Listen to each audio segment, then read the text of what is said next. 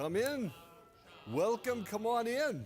And our 12 people who are coming up to the front table, thank you very much. You have the most honored table of the evening. Come in, everyone. Please come towards the front. Those of you that are occupying the front table and those coming afterwards. But please move up towards the front first. Make your way around the outside of these tables and please remain standing. Everybody come on in. Welcome. Welcome to the feast. Please come on up. Make your way around the outside of these tables and please remain standing. Come up to the front tables first, please. So we're going to fill up these and then we'll work our way towards the back. Come in, everyone. Please come in. Welcome to the feast. Come in, make your way around the outside of these tables, and if you would, please remain standing. Come all the way to the front, please. We're going to fill up the front tables first. Come in, everyone. Welcome. Please come in to the front tables first, and then we will work our way towards the back. Come in and please remain standing. Find your favorite spot and remain standing, please. Come in, everyone. Please come up towards the front tables first. And please make your way around the outside of these tables and remain standing. We also, in case you didn't know, we have excellent seats right here. 3 here and 3 here. They are fabulous seats. Trust me on that. Come in, everyone. Please come in. Please come in. And make your way around the outside of the tables and remain standing, please. We have plenty of seats up here at the front. Come in, everyone. Welcome.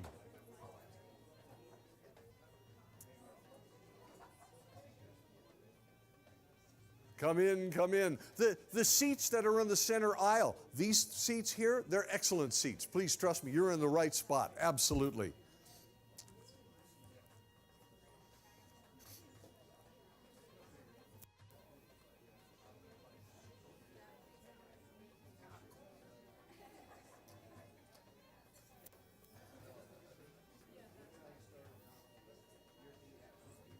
Pastor Gary is in the back helping everybody out too. Thank you, Gary.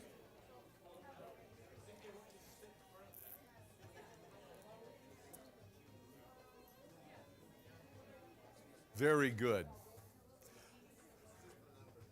Thank you, guys. I sure appreciate you being up here. What is your name? Matthew. Another Matthew. Good to meet you, Matthew. God bless you. Thank you. Can I pick on you a little bit tonight? I appreciate it. Good evening, everyone. My name is Jay McCarl. Hardly a Hebrew name, as you can tell. I'm from Calvary Chapel, the pastor of Calvary Chapel, Georgetown Divide. It's the name of a ridge. But I live in the great metropolis of Cool, California. Named after an evangelist, by the way, not after the weather for sure. But this is where I'm from, Northern California, but I have the privilege of being able to do these dinners all over the world. And it's fabulous to be able to come down here. Those of you that have known me, some of you know me from way back, that I actually started doing some of my first biblical dinners ever 24 years ago in Lancaster and in Phelan. So I'm home again, and it's good to be here tonight. So God bless you. Now, that's all right. I like it too. Tonight, I want you to know, I'm just going to say this once, that what you're going to be experiencing tonight is often mistaken as a Seder. You know, a Passover meal that's very traditional. That's not what you're doing tonight. But it's related to that. And you'll see as we go why that's the case. So I'm not going to go into more details on that, but if you tell somebody you went to a Seder, or you say, how did you like the Seder? You would be, unfortunately, mistaken, because this is not a Seder. So I hope I didn't let you down in that respect, but you'll see why later tonight. This is an experience that you're going to be participating in that I want to take you, a modern person, a modern way of thinking, just like an American or wherever you're from in the West, and I'd want to take your mind and put it inside the mind of somebody who lived and walked with Jesus at the time of Jesus. Because They related to the world, to life, and to food very differently than you do, very differently than we are used to doing. And in fact, when you hear how they related to the things we're talking about tonight, mainly a great feast, it will change forever the way that you read the Bible or hear a sermon or even just pray. It will change your life. One time we did one of these dinners in particular, and there was a woman, an older lady, who came. She'd been studying the Bible all her life. And after we were done with the dinner, and a couple of weeks later, a comment came back in my direction from her where she said, I wanted to let you know that after the biblical dinner, I opened my Bible, and for the first time, it became a pop-up book. Hopefully that'll be the thing with you. And so let's go back into the minds of people who lived in that part of the world 2,000 years ago, who would have not only been at the time of Jesus, but with him. And once again, they related to things radically different than we do. And I'm going to give you a whole new set of lenses to look at the Bible. So we have to go back 2,000 years. And as you can tell, 2,000 years ago, things would be a lot different. In fact, I'm dressed like someone 2,000 years ago. I'm dressed as a rich man.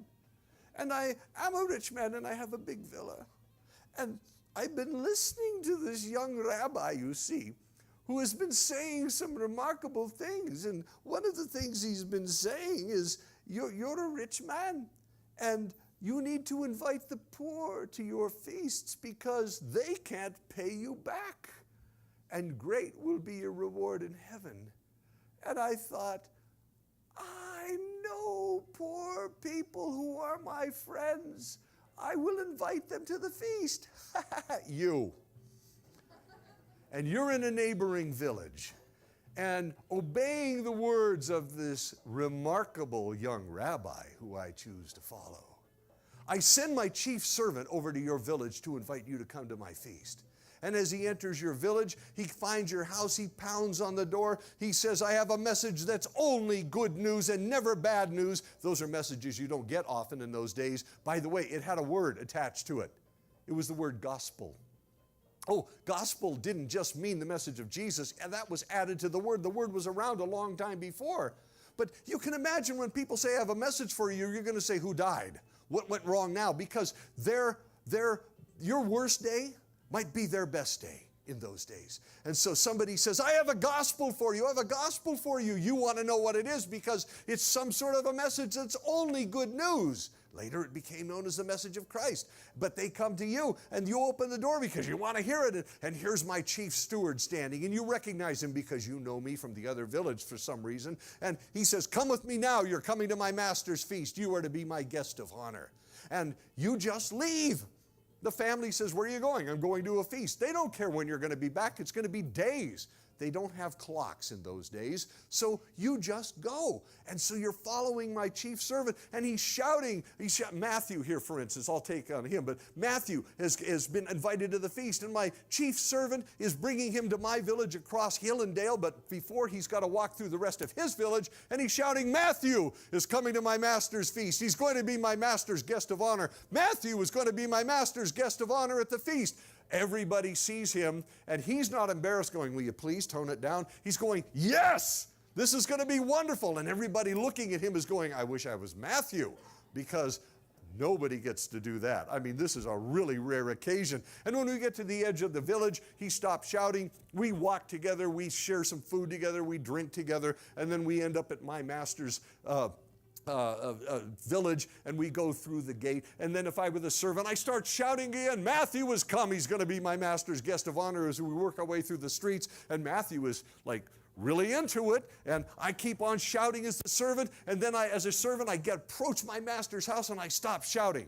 Now I'm the master, and I'm hearing the servant shouting Matthew's name as he's approaching my house, and as he gets very close to the gate, I see him, and then the servant stops shouting, and I send all my other servants out of my compound, the large villa, and they begin pouring water on your hands out of clay pots, water on your feet out of clay pots. They have a towel. You splash the water on your face. You wipe your face off because you're hot, you're sweaty, you're dusty, you've been walking for miles to get to my house. Now it's the end of the day and getting towards dusk, and your hands are all now nice and refreshed, your feet are refreshed. We poured water on that, and then I come up and I greet you in the typical manner of the way. Very honorably I say, "Hi, how's it going?"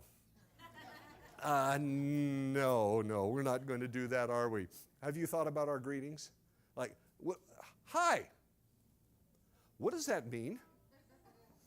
Hello. What does that mean? How are you doing? Makes a liar out of both of us, doesn't it? I don't want to tell you and you don't want to know, but it's considered polite. But in those days, they had a greeting. Listen to me.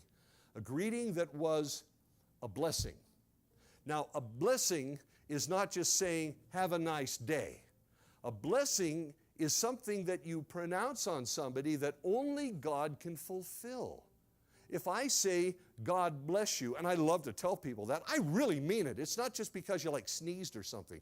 I really mean God bless you, because I want Him to do something for you that's good that I just can't do.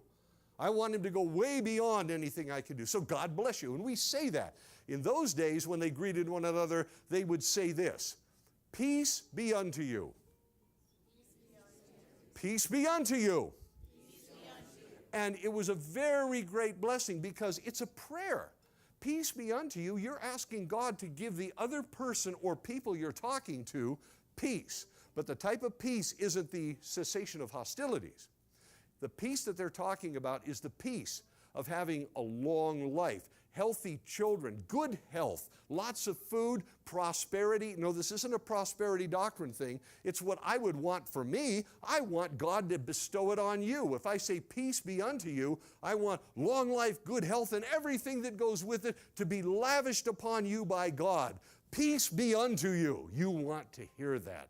Now in Israel today, they say peace. They left out the last part because really that's the old way of saying it. It's sort of King James Hebrew.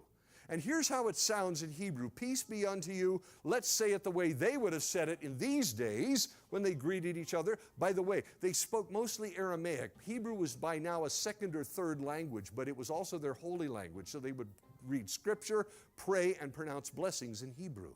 And so you would say it in Hebrew, and it sounds like this. Please repeat after me. Shalom Alechem. Shalom Alechem.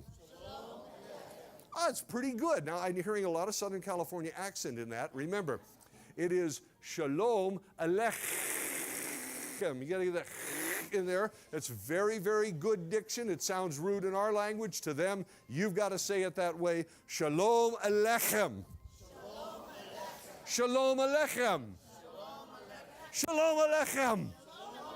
And if somebody says that to you, you answer, "And unto you peace," which sounds in Hebrew like this. You just say it backwards. Alechem hashalom. Alechem hashalom. Alechem hashalom. So I say to you, Shalom Alechem, and you respond by saying? Would you please turn to your neighbor and bless one another? Shalom Alechem, Alechem hashalom, so we will have a blessed evening.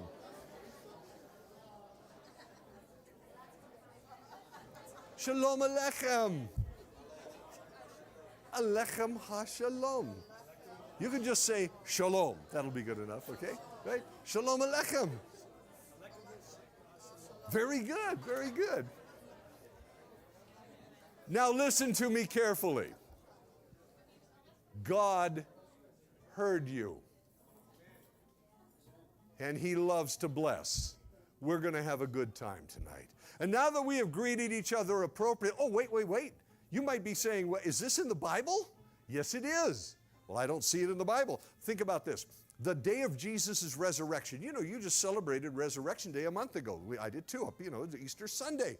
And of course, we all talk about how the women came to the empty tomb. Jesus is out. And then He meets them in the garden and they fall at His feet. And Mary, don't touch me, because I haven't ascended to the Father and all of that.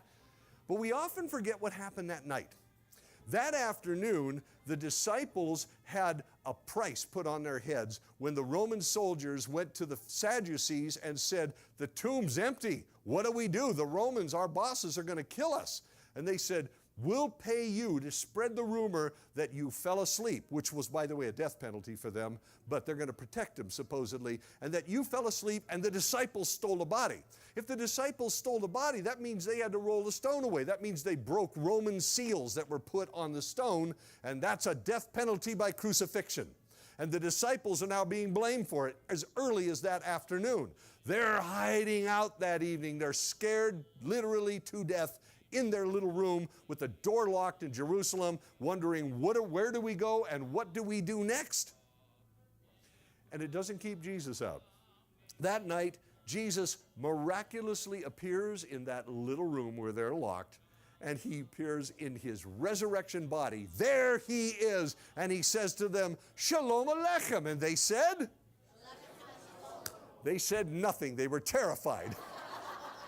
They thought he was a ghost. And he did it again a week later, same thing. They were terrified. But you see, it's in the Bible, and it's actually in many more places than that, but it happens to be very prominent right there. I just wanted to let you know. So there would be other greetings. I would give you a gesture, which you may have seen in even some movies, but they actually touch their heart, their lips, their forehead, and bow. And then I would have given you a holy kiss, especially if you're family, because they would kiss each other 3 times on each cheek, and it would be for men with men, women with women, and it was a family kiss, and I'm not going to make you do that tonight because you're Americans, you know, it's weird. So, and then I would come over to you after greeting you. This whole greeting that I just talked about, 3 seconds, we're done. That's how fast it would go. And then you would walk over with me, escorting you over to my front door. Before you stepped over the threshold, you would kick off your sandals. No, you can leave your shoes on tonight. It's just fine. And then you would come into my house, and there would be this marvelous feast set for you. You're the guest of honor. And I would have you come and sit down. Everybody have a seat.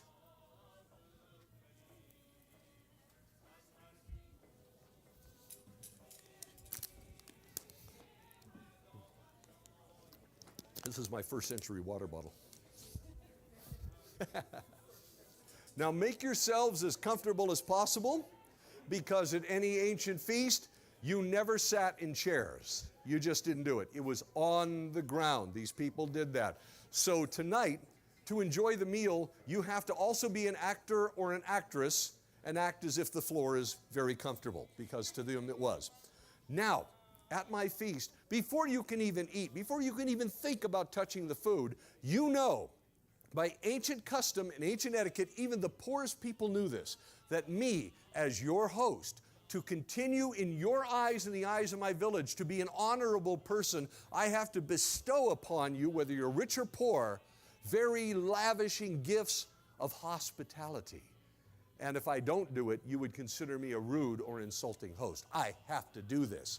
And so the first thing that I'm going to do is I'm going to call over a servant, or if I was a Roman, a slave. Now, Jews had slaves, but they were set free after a certain amount of time and usually sold themselves to you to pay off a debt. And when the debt was paid, then they would go home. That's the way it worked. But I have a special servant who is, in fact, well, some of you know a very dear friend of mine whose name is Gail Irwin.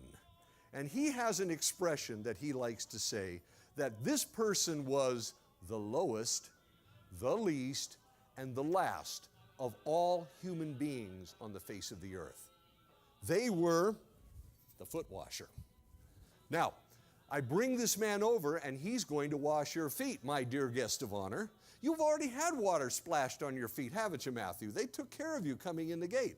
But the foot washing servant or slave is going to do a whole different form of foot washing on you, because he's going to come over probably wearing something of a towel around his waist where he would have a loincloth underneath. Of course, he's got to be decent in that respect, but he might even be bare-chested, because he is considered so low, doing the most horrible job on the face of the earth. I'll tell you why in just a second.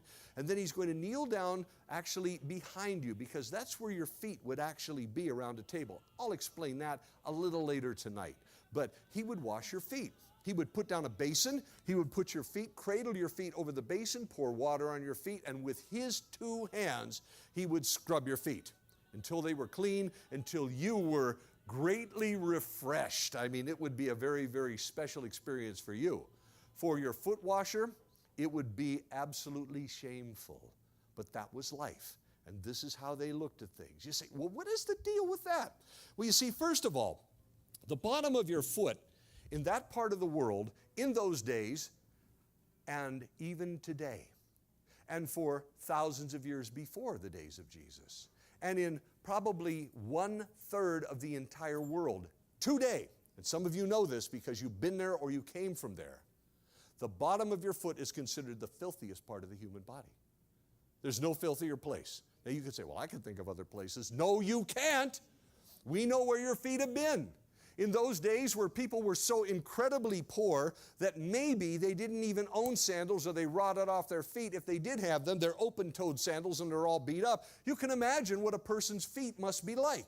Not just calloused and beat up and dusty and smelly and all of that, but they've been out in the farms, maybe working outside in their own farm and herding goats or herding sheep or cattle, and you know where they've been walking, where the animals have been.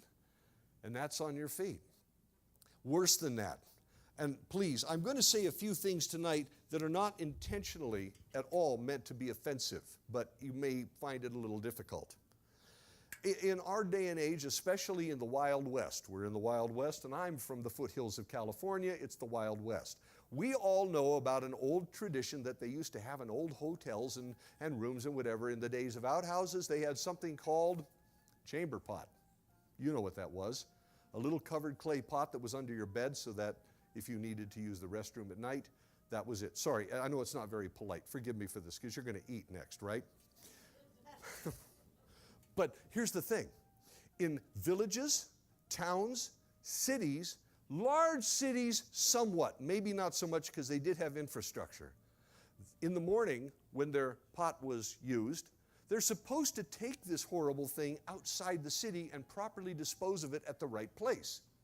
Instead, people can be lazy and they'll just look around and out in the street. You say that's disgusting. That was normal back then. And if you've ever been to some places in very, very, very poor parts of the world, you know that people still do that. You can imagine how cities and villages and towns would have smelled in those days. It was horrendous. And historical writings play that out. But the deal is this. You've been walking there too. We know where your feet have been. And when I bring in this servant, this is what he's washing off your feet, and he's touching it with his own hands. It's really a terrible job. You would never want it. He is considered the lowest form of life on earth, doing the worst job anybody can think of. That's their mentality. Have you got this in your head? Now let me show you how this plays out, and then we'll go on to the rest of the gifts of hospitality, and we'll start working into our meal. To expose the bottom of your foot to somebody in the Middle East, even to this day, is to declare to another person, I hate you. If you ever see, and many of you know what I'm talking about, maybe all of you do, like a photograph from a diplomatic mission to the Middle East, and here's an Arab prince, a Saudi prince, dressed all in his white robes with his white headscarf on. You've seen people like that, right? And they're sitting in a chair. And the chair is very regal. It's a big, puffy chair, usually white. And they're sitting in the chair in this long gown that they wear. And then there's the Western diplomats sitting next to them. And they're usually wearing a three-piece suit. And they're sitting in a big, puffy chair. And if you've ever seen these pictures, I don't know if you have, but look for them, everybody looks very uncomfortable. Why? Because no one has their ankles, their feet, or their legs crossed, ever. Because if you accidentally expose the bottom of your foot to one of these Middle Eastern people, they will get up and storm out of the room and the interview is over. It could even come to a war. You never expose the bottom of your foot to another person. Their feet are flat on the floor and they just look uncomfortable. But that's etiquette in the Middle East, and you do this. In fact, you may remember, and I think many of you do, when President George W. Bush was about to leave office, he went to do a surprise news conference in Iraq. And when he got there, he went up to the podium. He's got all kinds of press corps from all over Iraq there and other parts of the world. And he begins to speak, and suddenly a shoe comes flying by his head. He ducks and moves out of the way. He smiles. This was kind of funny. And suddenly, here comes another shoe, whoosh, by his head. And of course, the Secret Service go into action. They rush towards the back of the room. They're trying to protect the president. What's going on here? The camera swings around. Here's an Iraqi reporter in a white shirt with slacks who has just taken off his penny loafers at the back of the room and hurled them at the president. And they're tackling him to the floor. And of course, the news in America, the press in America, the TV in America, what are they doing? They're going, this is funny. George Bush was laughing. We hear about it. We go, that was really funny. Look at that. People in the Middle East went,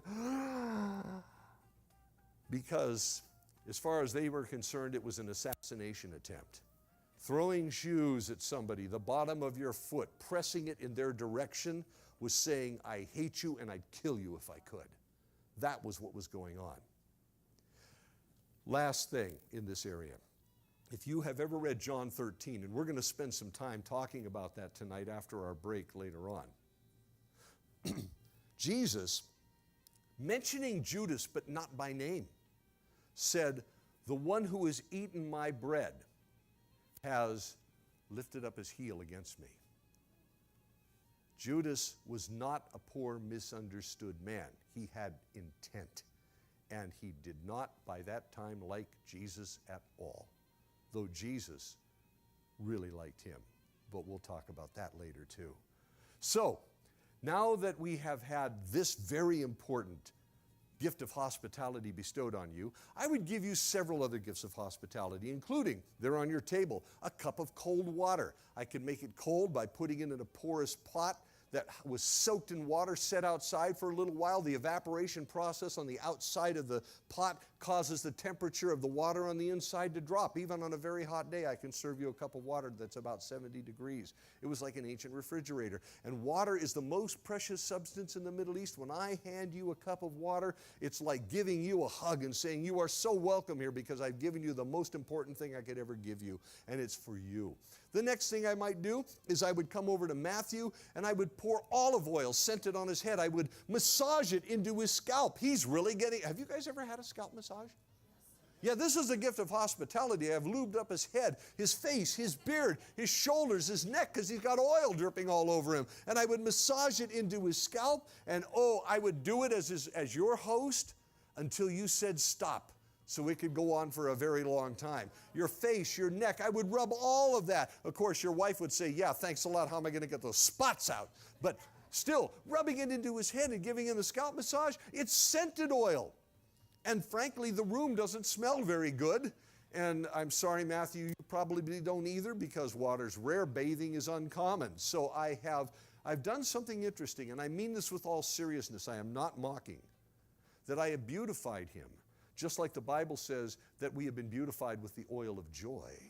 It's the same sort of thing. It's a gift of hospitality where God, if he beautifies you with the oil of joy, he has invited you to be with him. Remember, when you read the Bible, there's a very interesting pattern that when we look at the Bible so closely with a microscope, we forget to put on the wide-angle lens and look at it. That God never pushes people out. He's always bringing people in. From Genesis to Revelation, he's not trying to push people away. He wants everybody to come in. Remember, God's not willing that any should perish, but that all should come to repentance. He's not willing.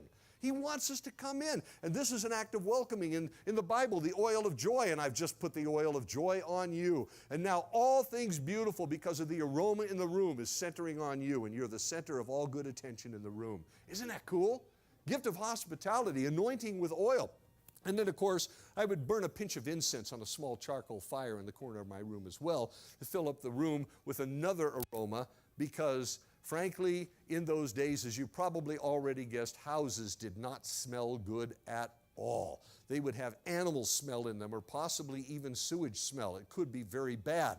And so I burn a pinch of incense to take an edge off the odor in my house because I want the room to be the perfect atmosphere for our great feast and for you to be honored with the perfect way that we can make the house.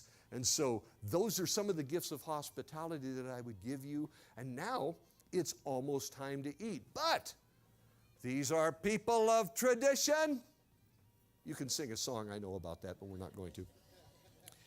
And the way that you would begin the meal before you would do anything else is that, well, first of all, you have to acknowledge something. I'm going to set this down for just a second. Everybody raise your right hand. Go ahead and raise it up. Just do it. Just do it. Right hand. Now wiggle your fingers. Now, as your hand is up and you look down at your table, where is your silverware? Right here. You're going to be eating with your right hand.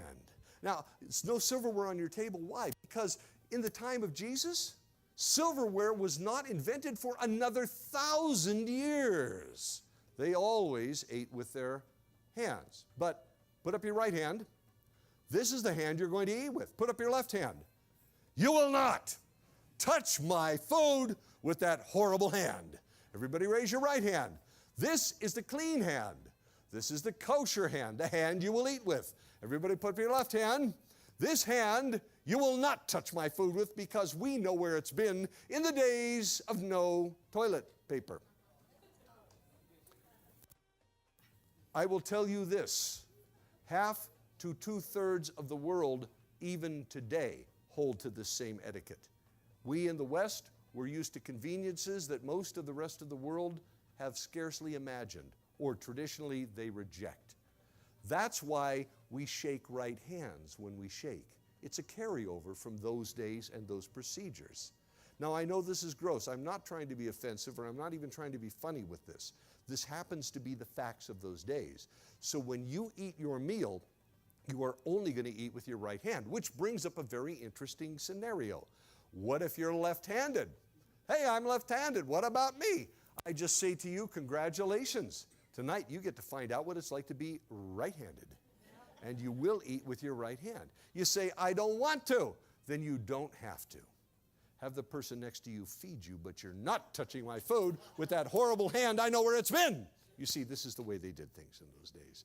So tonight you eat with your right hand. Now, here's one more thing. Well, is there anything on the table I can touch with my left hand? Yes, everything that you're not going to eat. You can touch a cup, a basket, a bowl, a plate, anything that's not going into your mouth, including eggshells. How do you peel? There's eggs on your table. How do you peel an egg? Hold it in your left hand, peel it with your right hand, pull out the contents and eat it. That's simple. So you can use your left hand. You just don't touch food with it. And as a good host, if you were to do this 2,000 years ago and even inadvertently brush food with your left hand, I would discreetly, as to not shame you, bring a servant in and they would remove that food because you have contaminated it. This is how they thought. On your table, another table manner is no double dipping. You say that's a modern thing. No, it's a very ancient thing. If you want to dip into the hummus on your table with the bread, you tear off a piece of bread, you dip it in and you eat it, but there's no double dipping, ever. They never did that. That's not a COVID thing. That is a Jewish and even Arab custom. So there you go. Now, let's talk about how to begin the meal. You have lots of things on the table. I'm going to identify those things in a minute, and then in just a few minutes, we're going to have a break. They're going to bring in some hot food for you, which I'll tell you about in a moment. But the most important item on your table right here is bread. Now, this may be important, but it's way more important to the Jews than you ever imagined. First of all, this is the staple of life in that part of the world. If you go to Asia, it's going to be rice. If you go to the Middle East, it's going to be bread. But more than that, to the Jewish people at every given meal, bread to them meant something else. When they saw bread, they didn't just see dough that had been baked. They saw life. In fact, a very famous Jewish scholar once said about the Jews, he said, to the Jew, bread is life. It's the essence of our being. Well, that's kind of an abstract statement. What's he mean by that? Very simply this, that if you didn't have bread, you died. But God always makes the bread. How so? Well, let's start with the manna in the wilderness. You know about the manna in the wilderness. The Israelites are wandering in the wilderness with Moses. They've come out of Egypt. In 40 years that they're there, God says, I'll feed you miraculously. And so he causes something called manna. What is it? What is it? Yeah, that's what manna means, by the way. Did you know that? It's the Hebrew word for what is it? So they go out every morning and they go, manna, what is it? I don't know what it is, but it's good. And God gave it to them like dew on the ground. They would collect it 6 days out of 7, not on the Sabbath day, because God wouldn't let it appear on the Sabbath day. And they would bake it, they would cook it, they would do whatever they could with it, and they would make bread with it, as it were. And they were kept alive for 40 years by God because God gave them and you know this, the bread from heaven. It was miraculous. But wait a second, that's a big miracle. But you know what else is a big miracle? To be able to see a little green sprout come out of the ground on its very own, grow up into a head of wheat that you can peel off the seeds, run the hulls off of them, grind it up into flour, bake it, and come up with one of these. That is a miracle. And they knew this was from God as well. This is the most precious food on the table, and the Jews always wanted to remember that fact. But there's something about this bread that you need to know. Jesus even identified himself with it. The day after he fed the 5,000, he fed not only 5,000 men, but their wives and their children. That means about 20 to 25,000 people. And when they went home, there were 12 baskets full of scraps of fish and bread in these baskets. And you say, well, yeah, they had a lot of leftovers. No, you don't understand. Every single time Jesus is recorded in the Bible as having fed the 5,000, it was one miracle, but it's on all four Gospels. Each account ends with the same exact words. They all ate and were full. They're poor peasants. They may eat every other day. This may be the first time in their life they ever ate until they were full. Keep in mind, too, all the scraps, what are they going to do with the scraps? Leave them there? They're going to pick them up and they're going to haul them home because they don't have food. They're going to take as much as they can with them, and after the people had taken everything they could carry, there was still 12 baskets full left. That's a lot of food. And it's in the Bible. Just look at it for what it is. You'll see it. And with all of that, the very next day, Jesus shows up in the synagogue at Capernaum, not far, about 3 miles away from where he fed the 5,000. And when he's there in the afternoon, thousands of people come to him. What, to hear him? They're coming for more food. They want lunch now because he gave it to them the other day. And so Jesus says, in essence, in John chapter 6, you can read it there. He said, you want food? You want to eat? Listen to me carefully. You know what happened yesterday. You ate bread. You ate fish. But I want you to understand, because bread was far more important than the fish. He said to the people listening, now, you were full. I'm going to tell you how to stay full. I am the bread of life. Your ancestors ate manna in the wilderness, but they died. This is the bread that comes down from heaven, that you can eat it and not die. I'm the living bread that comes down from heaven. Anyone who eats this bread will live forever. And the bread that I shall give, my flesh, which I shall give for the life of the world. I'm the bread of life. And they didn't like it and they left. They said this is too hard of a teaching because he wasn't going to do what they wanted him to do. He wasn't going to be what they wanted him to be. And yet he was saying, I'll be far more than that. I'll be able to give you eternal life. Jesus honored the bread, and he said, I'm like this bread. The Jews honored bread so much that if you go to Jerusalem today, and I lived in Jerusalem for a while, and I run study tours over there every single year for the last 30 years. Listen, you will never find bread in Jerusalem in a garbage can.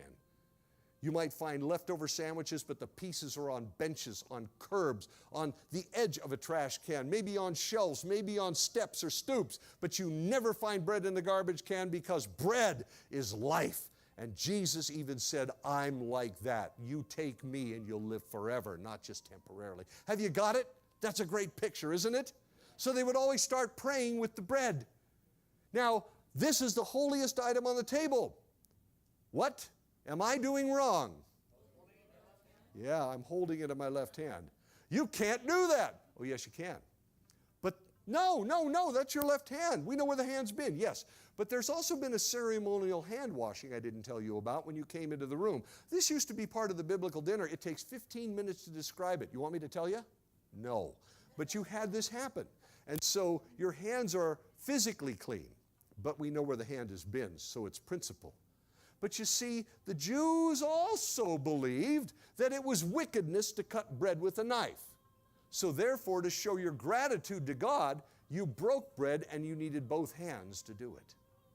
You say, that's crazy. Yes, it is. But you see, the Jews also had very, very practical understanding of things. That if you needed both hands to do it, then you just did it. And tradition is overridden by the necessity of being practical. It's that simple. So here's what we're going to do. We're going to begin with prayer. Now, if I said tonight we're going to pray before we eat, I'll say let's pray. You bow your heads, you close your eyes. Some of you would fold your hands. Some of you might even genuflect. I don't know where you're from, but I'll tell you this, the Jews never did that.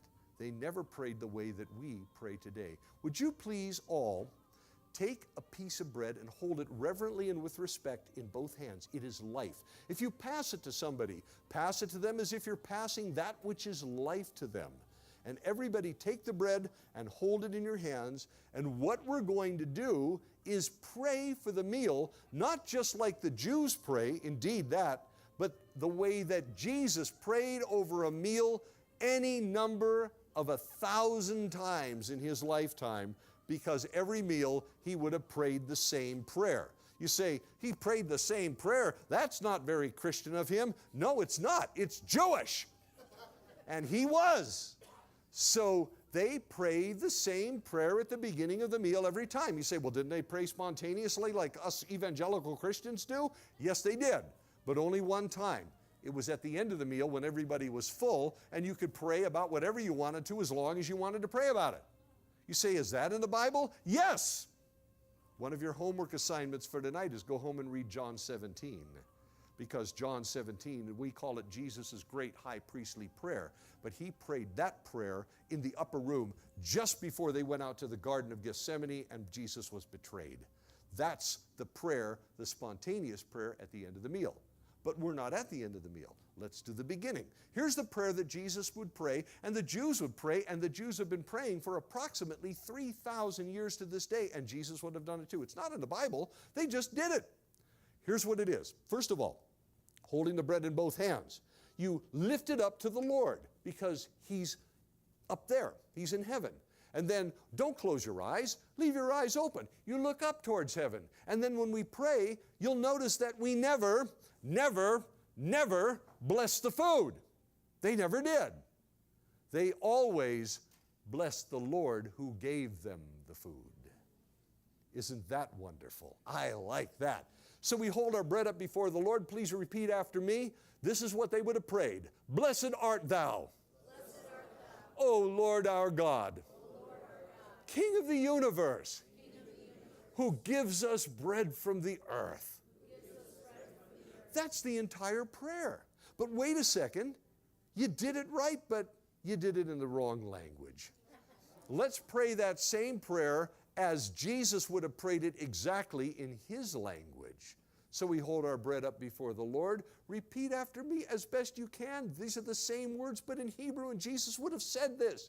He would have said, Baruch atah, Adonai Eloheinu, Melech ha'olam, Hametz lechem, min haaretz. That's your prayer. Here's your amen. Everybody tear off a small bite-sized piece and hold it in your right hand. Just like that. Don't eat it. Just hold it in your right hand. Now take that piece of bread and reach around to your left and shove it into the mouth of the person to your left, just like that. Everybody do that.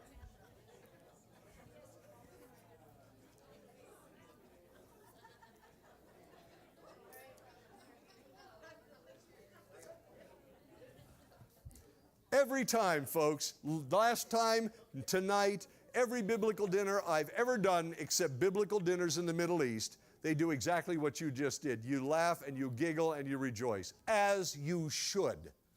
But the people in the Middle East have a different take on putting bread in somebody else's mouth, as they did in the time of Jesus. Because here's what you just did to each other. And never forget it, because you can continue to do it anytime you want to, the rest of the evening and the rest of your lives. If you tear off a piece of bread, whether the other person is aware of what you're going to do or not, and you walk up to them and you put that bread in their mouth, you may surprise them, but here's what you're telling them without saying a word.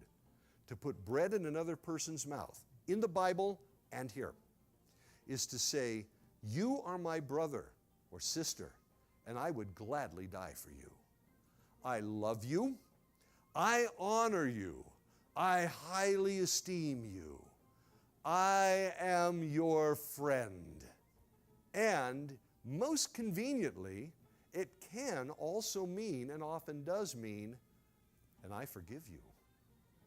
Just by putting bread in somebody else's mouth, I got to tell you, to put bread in somebody else's mouth at a meal, or not even at a meal, but especially a meal, is the greatest honor you could ever do for another person, except for physically dying for them. So tonight, if you want to honor somebody, or at church, or how about during communion, you take a piece of bread and you walk up to that person and shove it in their mouth. The greatest honor you could ever do to another person, except for dying for them. You're going to need to remember this, so hang on to that thought. Meanwhile, on your table, you have all kinds of things that Jesus and the disciples would have had at any given meal, including a few things that might have even been at the Passover. First of all, you know about the bread. But on your table, you have fresh fruit, like pears and apples. Those are not garnishes. Grapes, they're not garnishes. They're washed and they're ready to eat, and I mean right now.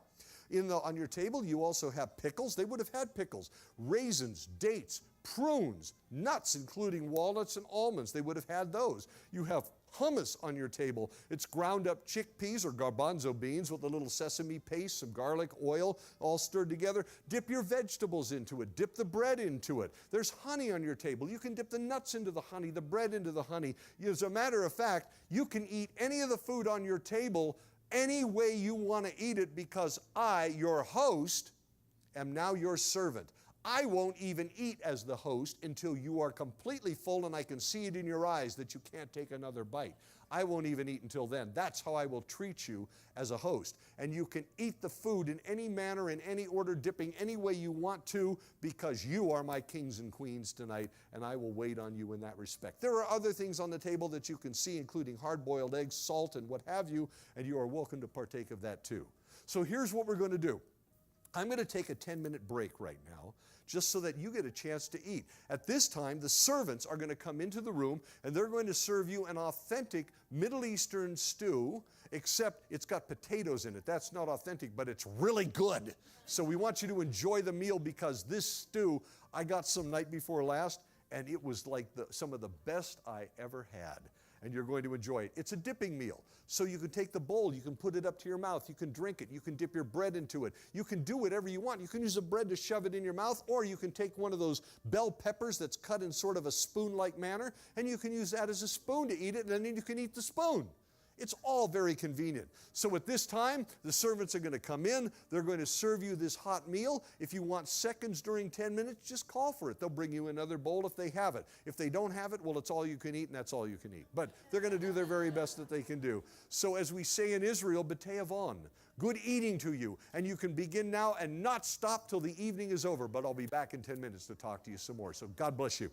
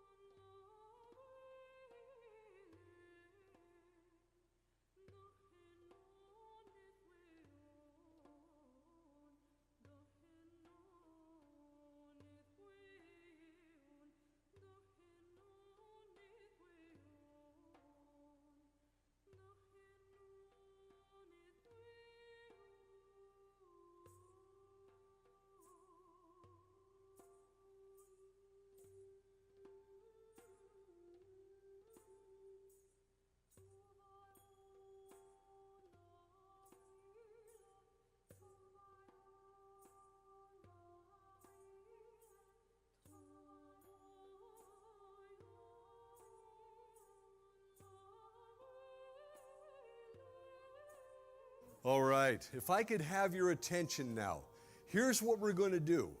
I'm going to talk, now I'm going to warn you, I am going to talk much longer than I did at the beginning. The last part is the longer part, so just buckle your seatbelts, okay? But here's the important thing, that you keep on eating. I just need your undivided attention while I'm talking. That's all I need. But you can eat all evening long and just enjoy the meal. Again, we have more stew here. Does anybody need any more? Anybody need some more? There you go, because we want to make sure you're well taken care of. So they're going to take care of some people here, and I'm going to tell you about something that I have here. I came with me with cases of books, and I wrote a book about this back a number of years ago that goes by the name of Broken Bread, an ancient look at the first Last Supper. And you know, they're all gone. They bought them out between night before last and when I did a thing called a Galilean wedding over in Victorville last night. They just sold out. But here's the problem. My entire inventory went with it. There's none left. I have to get them reprinted. So those of you that were hoping to get a book, there are a great number of people in this church who have one, and you may want to borrow it from them if that's the case. Meanwhile, when I get back in 2 weeks, because I have to go someplace else and do a lot more biblical dinners next week, when I get back, I'm going to put it up again at Amazon as what's called print to order, and it'll be called Broken Bread. If you put my name in Amazon, it will eventually come up, and you can order it there, and they will print a copy for you, and they'll send it to you. Right now, if you were to order what's up there, there's no inventory on it, and I haven't told Amazon that yet because we ran out so rapidly, I wasn't expecting it, so forgive me for that. But we do have some books back there, and something else that's related to my other presentation, which I did last night at Calvary Chapel, Victorville. It's like this, except it's about an ancient Galilean wedding and how Jesus used the model of an ancient Galilean wedding, which all his disciples were Galileans, and all the people that came to listen to him, most of them were Galileans. So they kept asking him, what's your coming? They were expecting first coming. He was talking second coming. What is your coming going to be like when you come to earth as Messiah, King, to rule and reign? And he almost always used the same story, the same parables, the same metaphor to describe it, a Galilean wedding. And you may not recognize that, but when you're done hearing about it, suddenly the Bible explodes open, very much like it will tonight. So I wrote a book on that too. The book was eventually turned into a movie. And the movie, there's still unfortunately, about 5 of these back there, but this is the DVD, and you can get these online. The name of this is called Before the Wrath. I didn't name it. The guy who made the movie named it that, but that's the name of it, Before the Wrath. And this is about the Galilean wedding. And what it is that this thing came out 1.5 years ago, and it shot straight to the top the first week into Amazon's top 5 movies, all media. It was in competition with Jumanji 1917 and Frozen 2. And it was right up there in the top 5 for 2.5 weeks. And then after 2.5 weeks, it dropped off the top 5. But it stayed in documentaries, all formats, all categories, #1 for more than a year. So that's what's back there, and you can also get these online. You just have to go Before the Wrath, or you can also get them on Amazon. I don't sell these personally. The director, who's a very dear friend, who used my presentation to make this, it's a docudrama. It's very, very good. And anyway, he sends me these because I don't have a personal inventory. So what we have back there is what's left. However, if you don't want the DVD or you can't get the DVD, here's the book. And it's the same thing. And this is the Galilean wedding. And it reads very quick, and it's really, really interesting, and I think you'll be very blessed by it. So anyway, I'm sad to say I don't have all the books that I started with. I'm happy to say somebody wanted them, and they're gone. So that's a good thing, too. Well, how do you get them? Look, donation only. That's it. You want a suggested price? Okay, I'll suggest $10, but I can't suggest anything. If you want one and you can't afford it, you take it, because we want the message to get out. And if you happen to take one of these for free, I just have a request that you watch it or you read it and then give it to somebody else. Don't let it sit like a trophy on the shelf. Get the word out and let it spread as far as you can, because this changes people's lives and it shows them Jesus and how much he loves them. So this is what we have. It's at the back table afterwards. And Matthew Shepard, who is a very dear friend of mine and one of my students at the Bible College in Jerusalem when I was teaching there, running the college in 2015, he's here from New Zealand. And you go talk to him and he'll help you with these. And you got to talk to him because he's got the coolest accent you've ever heard. So go on back there when we're done. There they are. We do have seconds. Thank you very much. So if anybody does want seconds, just put your hand up quietly, please, and flag anybody down. Anybody else want seconds? Here. Anybody else want seconds? Over here. Anybody else want seconds? Back there in the back. And anybody else? Last call. Okay. Over here. Yep, they got this. Okay, great. Now, tonight, we're going to look at this evening. Yes? Hands up? All right. So while your hands are up and these people are going to serve you, let me tell you about dinner. As you're getting more dinner, we're going to look at tonight as if it was the Last Supper. Now, the Last Supper was a Passover. If you ever doubted that or ever had somebody tell you otherwise, they unfortunately are misinformed. Jesus, 4 times on the day of the Last Supper, said it was a Passover, including during the meal. So we know that the Last Supper was a Passover. I'm saying this just in case you hear otherwise, because a lot of people think that. But I'm going to go with Jesus. I'm sorry. He's the one that says so we're going to do that. But here's the thing. The Last Supper was a Passover. And when I say the phrase, the Last Supper, what comes to mind? Right there. You know, here's the picture. And there's a very good chance that everyone in this room has a version of that painting somewhere in your house. Whether it's a plaque, it's in a book, it's on the wall, you probably have something like this. Might even be on a placeholder for your Bible.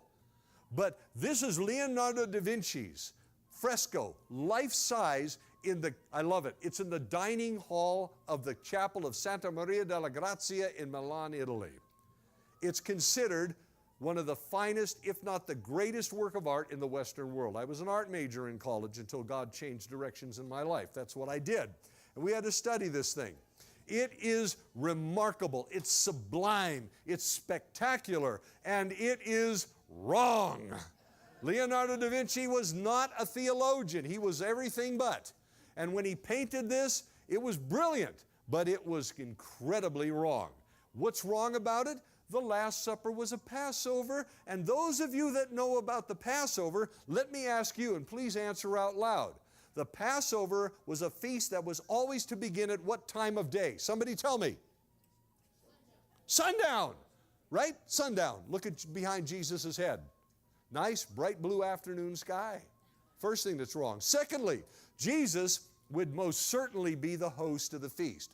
Absolutely for sure. He's sitting in the center position at the table. The host never sat at a center position at any table. I will explain that in a few minutes because it's really important and it will change your whole view of this part of the Bible.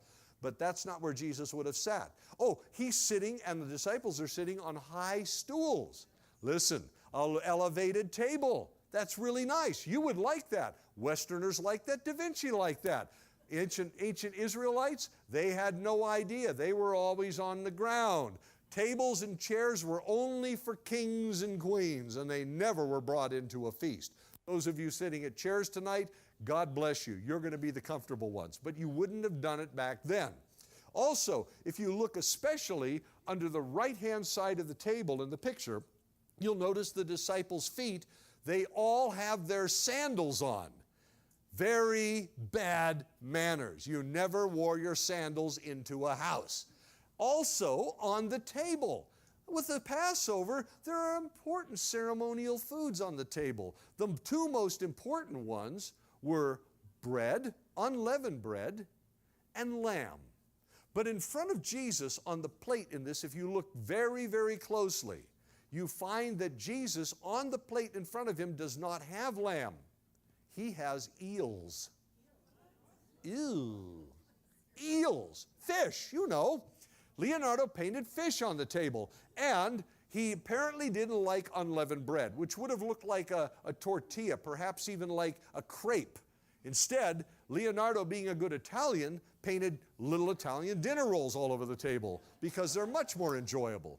But this is a magnificent painting, but it's horrendously wrong. Watch me up here, please.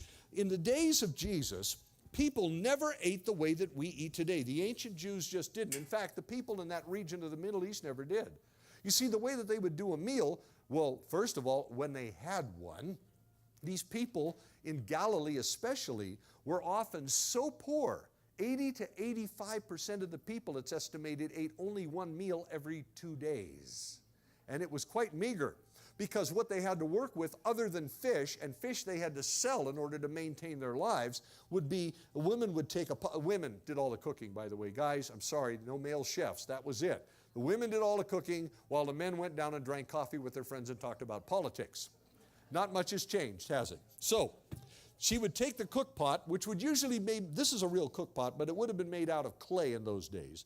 She would have nestled it down into a charcoal fire and put water in there. Then she would have added beans, lentils, roasted grain perhaps, some maybe barley flour in order to thicken it up a little bit. She might have put vegetables in it and whatever else she could put in there, but it was a starchy, beany type of a situation. And then the people would come around and sit around the cook pot when it was done, and they would tear off a piece of bread, and they would reach in and grab the food like you would with the tortilla in traditional Mexican style, very similar, and they would eat it like that. The whole family would, right around the cook pot. This is how they ate. What about meat? Why didn't they eat meat? Because if they had chickens, they needed the eggs. They wouldn't kill the chickens because the chickens produced eggs. They wouldn't kill goats or lamb or rather sheep because they gave them wool and they gave them milk, and they needed that too. They ate a lot of very warm, stale yogurt, but they liked it back then, but that's one of the things they did. And they wouldn't have also eaten their oxen. They needed the animals for labor. Of course, donkeys weren't kosher, so they didn't eat those. But they couldn't eat the meat, except maybe a couple of times a year, some special occasion and at the Passover. But by the time of Jesus, the Jews were commanded by the rabbis a brand new tradition to them. And it was actually one that Jesus and his disciples honored because, as you know, Jesus pushed back on a lot of their traditions for putting undue burdens on the people that weren't in the laws of Moses. Jesus set people free from stuff like that. But this one he seemed to like, and I thought it was a good one too. The rabbi said that once a year, every Jew, man, woman, and child, were to eat one meal a year like the rich. And that meal was to be the Passover, because they wanted everybody to remember that if you were free, you were... I knew you were going to say that. No, if you were free, you were rich. That was your wealth, your freedom. You're no longer slaves in Egypt. You're in the land. You are wealthy. The Passover in the days of Jesus up until the fall of the temple in 70 A.D. was not called a Seder. Seder means order. Keep it inside the lines. It was called a Samach. Rejoice. A celebration. It was considered a joyful time and fun, not too solemn, but exciting. And they celebrated their wealth, which in the face of Roman tyranny, the Romans ruling over them, they were able to say, but we're still free because God set us free. Good news, right? Isn't that great? That's why they ate like a rich person. Now, here's the question. How do you eat like a rich person? And it boils down to two things. The table at which you eat and how you eat at the table. Because the rich ate differently than the peasants. The peasants squatted down around a cook pot. They would cover up their feet with their robes so that they can't accidentally point their filthy feet at their neighbors and family members and insult them. You don't want to do that. But they just sit around a cook pot and eat. But the rich ate around a special rich man's table that was called a triclinium. What did it look like? You're at one. These tables in the room aren't random in their shape. They are an authentic, ancient shape that comes out of Greece and Rome and was adopted by people in the Middle East. If you've ever been to Petra, you find these in almost every cave in Petra. They're carved out of solid rock and sticking up there. I was recently in Turkey and in Greece, And in Miletus, where I went to visit, we found several triclinium tables in an old bathhouse where they actually had feasting going in there too from a long time ago. This is a triclinium table. Look at this. Three-sided, 1, 2, 3. Clinium, reclining table. I'll get to that in just a second. But what makes this a rich man's table? It's the U shape. And you notice you're all sitting around the outside of the table as I instructed you when you came in. And nobody sits on the inside because the inside was strictly for servants, or if you're a Roman, for slaves. And they would come into the room and they would serve you from the inside of the U while you were on the outside of the U feasting and celebrating. That was the servant's place there. And if you had servants or slaves, you were rich. So it's a rich man's table. That's what it is. It's a triclinium. What you're looking at here is the most likely shape of the Last Supper. The only reason I say most likely was nobody was there with an iPhone to take a picture of it. But this is the shape that's described in any given feast that's great and grand in Jerusalem in upper rooms, because they would always, the higher the room, the more elevated the purpose. And they would put these tables in upper rooms, and then they would have great feasts. A rich man's table. This is the Last Supper, and right now, folks, you are now in it. This is it. But how do you eat at such a table? Well, it's very interesting. I got to show you. You got to watch me. And let me look around here for a second. Okay, almost. No. And around here, no. Almost. Yeah. Okay, you're all wrong. Okay, here's how you eat at this table. You ready? Ta-da. It's a reclining position. You recline at the table. So here's how you do it. First of all, the table is not in front of me. The table is at my shoulder. I'm not in line with the table. I'm perpendicular to it. This is the reclining position at a table like this. The height of the table, that's at least double the height that it would be. It would be half that height at the very least, because you have to be able to reach the food. Here I'm in this zigzag position. The table is here. Filthiest part of my body is where? It's far away from the food as I can put my feet. It's over here. My feet would be bare, by the way. I'm wearing sandals tonight, but you would have bare feet over here. And they're in such a position where you can't even accidentally expose the bottom of your foot to your neighbor. So it's a very elegant way to eat. I'm leaning on which arm? My left. That means I have immobilized it. I couldn't possibly touch food and defile it with my left hand because I'm leaning on my left arm. But here's the trick. We can't do this so well in America unless you're young and nimble and maybe an athlete, but in those days it was normal for them to twist their bodies and lean over the table. They drink, they eat, they talk back and forth, and it hurts my back to do this, but for them they did it all the time, so they were limber enough to do it. But this is considered the rich man's way to eat at a rich man's table. So you would have people going all the way around the table, but front to back, perpendicular to the table all the way around. That's what this would have looked like. And any given great feast. And at any feast, not the Last Supper necessarily, but at any feast, around the outside of the table, you would have had pillows all the way along the perimeter shoved up against the table. You would have had pads, perhaps, cushions, perhaps, or even palm fronds, mats woven, put all the way around, because it was considered elegant to eat off the floor, and if you were really poor, you just wove some palm fronds and laid on that too. But here you're around the table, and the feast starts, any given feast. What do you do at a feast? Well, they all start at about sunset, no matter what it was, at the end of the day, because it's cooling down, so it's a lot nicer. It's that golden hour, so it's a great time to start a feast. And people would get around the table. They would bless the food, bless the Lord. They would sing songs. They would play games. They would tell stories. They would pass back and forth news of the world as they heard it. They might even get into a few rumors or a little bit of gossip at the time. And they would enjoy the evening, quote scripture, pray. They wasn't always holy stuff. They would just talk and they would fellowship. And late into the evening, as the lamps on your table, these lamps are exact replicas of the type of oil lamps that would have been on the original Last Supper, by the way. They're ancient Herodian oil lamps, and they're burning olive oil. This is what they would have looked like.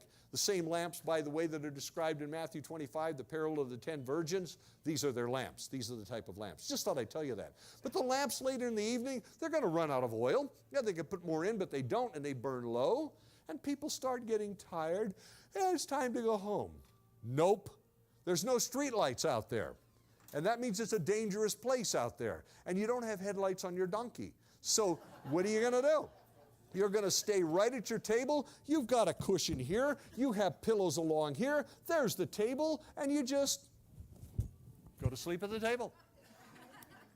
And then later on, you're woken up by a rooster crowing, and you're going, wait, what? Oh, where am I? Oh, I'm still at the feast. And look, it's morning. And look, the servants have put out breakfast. And then you start eating, and you sing more songs and play more games, fellowship, get up, walk around, have a great time. And at any given feast, let's say a wedding feast in particular, that would have gone on 7 full days and nights. You would have been at that feast. If it were a coming-of-age feast, it could be like that for 2 solid weeks, maybe even longer. If you were a poor peasant and you ever got invited to a feast, it may be the only time in your life you ever experienced such food and such elegance. You would never have missed it. This is the Last Supper, and that's what it was like. Now, the disciples, let's shift gears for a second. The disciples had an ongoing argument. What was it? Somebody tell me, what was their argument? Who is the greatest? You've been studying your Bibles. But it's not hard to spot it because the disciples were always arguing about who was the greatest. Well, what was the nature of the argument? Jesus likes me best. No, he doesn't like you. He likes me best. Was that it? Was it politics? Well, it kind of was. You see, the disciples knew a scripture that chances are nobody in this room has memorized. In case you do, good for you. But it's in the book of Isaiah, Isaiah chapter 25. Isaiah 25 only has 12 verses in it. It's a very short chapter, but it's prophetic about when the Messiah comes to rule and reign in his kingdom on earth. And that hadn't happened yet. But the disciples were looking forward to Jesus taking up the sword and ruling and reigning on earth and throwing out the Romans, and they were going to be kings at his right hand and his left hand when he came into his kingdom. Jesus kept telling them, no, like a bridegroom, we're going to become betrothed, so to speak, so that we're permanently together, but I'm going away for a while until I come back unannounced. They didn't get that part. They just presumed, and they couldn't get it out of their heads, we're going to be kings with him. So they're arguing about Isaiah 25, that when the Messiah comes to rule and reign, he's going to initiate his new kingdom with a great feast. And whoever sat at his right hand and his left hand at that feast, they were the greatest in the kingdom. I'm the greatest, I'm the greatest, I'm the greatest. You see what they're arguing about? Dinner reservations. That was their argument. Let me show you how Jesus put them down in this and illustrated the point. I'll use this table right here. Now, one more thing. The disciples knew something that probably most of you didn't know when you came in here. You know when I invited you in, come in, make your way around each of these tables and remain standing, and you came in and you did just that, and here you are. The disciples would never have done it that way because they knew that around a triclinium table, there was a certain formality that came with it. There's a pecking order. And that means that around a triclinium table, there are really good seats, there are okay seats, and there are some seats you never would ever want to sit at. There are VIPs, non-VIPs, and social rejects. This is how it worked. Here's what they knew. Let me illustrate it for you. I'll use this table. This wing of the table right here, which means here, I told you it was a good seat, didn't I? Here, here, and there. And here, here, and here. Left wing of the table, as you're facing into the U, you are the VIPs. These are the best seats. Everybody wanted to sit here if they could. When the disciples argued, that's where they wanted to sit, right there. So what about you guys? Well, across the back, you might be VIPs, and you might not be VIPs. You folks here, back there, over there, here, and here. Maybe you're important, and maybe you're not, but they're good seats. But you guys over here, and here, and here, and here, over here, here, and here, scum of the earth. That's it. Nobody ever wanted to sit here. So here's how Jesus pulled the plug on one of their arguments, and they argued frequently. And I'm going to refer to it one more time by the end. But here's how he pulled the plug. He gave them a parable. And the parable you'll recognize because it went like this. He said, whenever you're invited to a wedding feast, this was what a wedding feast would also look like because they used triclinium tables. It's a very important and elegant feast, very obviously. Whenever you're invited to a wedding feast, Jesus told his disciples, he said, do not sit down at the best seats. Well, that's what they were arguing about. We wanted to sit here. He said, don't do it. Because the host could come with someone more worthy than you and say, friend, what are you doing there? Give place to this person. And with shame and embarrassment, you get up from the table and you take your place at the lowest seats. Instead, Jesus said, sit down at the lowest seats. Way to go, you scum of the earth people. Sit down at the lowest seats so that the host could come to you and say, friend, what are you doing there? Move up higher. And with great glory in the presence of all, and no doubt walking slowly so everyone can see where you're going, you take your place at a higher seat. Therefore, Jesus concluded the parable by saying, so therefore, whoever exalts himself, which is where they wanted to go, will be humbled. And whoever humbles himself will be exalted. It's all about dinner reservations. It's about life around one of these tables, which they were arguing about when the Messiah comes into his kingdom and has a great feast. And now you understand how this works. And it shows up in many other ways in the Bible, including not using a triclinium, but even in the Old Testament, they had pecking orders like this. Now here's the thing, the Old Testament. Here's the thing.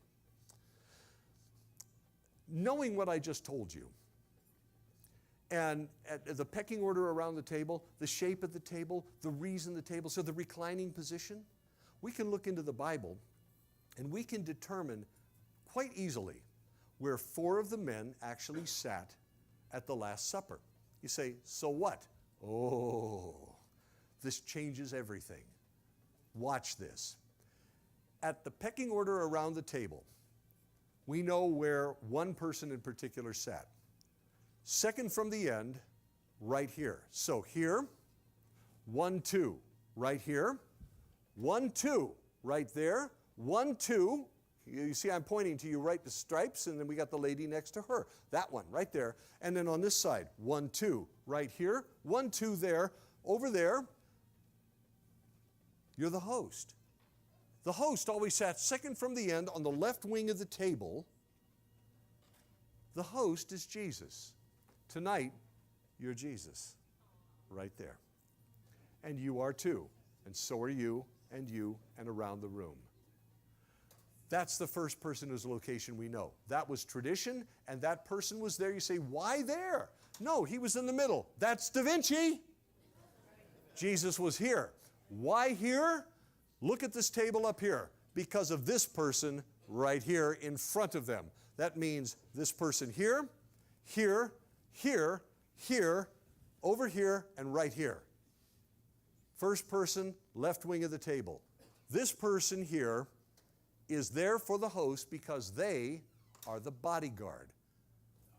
What? The Last Supper had a bodyguard? Yes, they had a bodyguard. It was tradition around every triclinium table. Next to the host was the bodyguard in case somebody wanted to harm the host, and the bodyguard was to protect them. The bodyguard was also the wine taster, so to make sure the wine wasn't poisoned. The food taster to see that the food wasn't poisoned. Very good.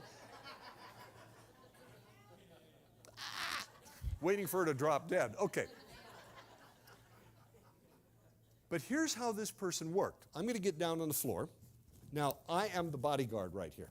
I'm reclining at the table, and the host is behind me. I'm in a position where I can't see the rest of the table. But there's a detail I'm going to give you now, that every U of the triclinium table faced the door. Like this table faces that door. In a triclinium room, there were no doors behind the table. It was always up against the wall, because if somebody comes through that door to harm the host, and the host was always a VIP, which means they usually had very important enemies, and they would be in one place for several days at a feast, like I've already described, that they knew where to find them. Somebody could come bursting through that door wanting to harm the host. So the bodyguard, also being the best friend of the host and selected by the host, he didn't sit there randomly. The host says, you sit there. He picks the person.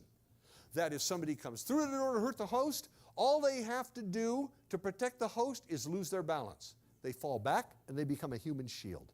They have the best view of the door so they can see who's coming and with what type of a weapon. And they protect the host with their body. They become a human shield. Unfortunately, the person coming through the door is probably heavily armed. So they're coming through with a spear or a sword, which means that this person becomes a human pincushion. That's a bad thing.